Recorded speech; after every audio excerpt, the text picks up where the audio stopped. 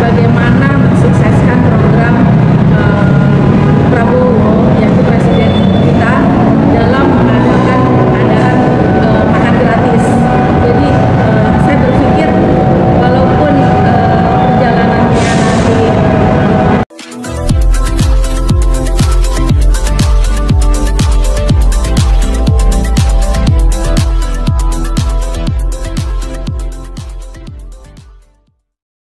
Perkenalkan, saya Dana Hari Putra, ini rekan saya Bapak Martin, ini Ibu Ira Mesra, selaku peran saya, ini Ibu Ira, ini Ibu Manu.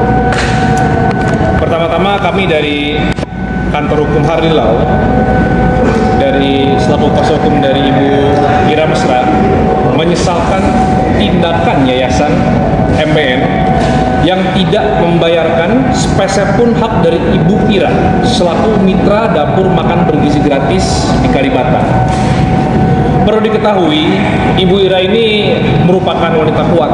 Walaupun sudah memasuki usia senja, beliau masih semangat untuk membantu program MBG Presiden Prabowo Subianto.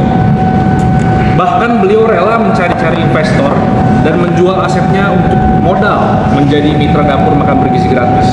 saya menambahkan dan menekankan saja dari masalah-masalahan yang tadi disampaikan oleh klien saya, Bogom, Adana.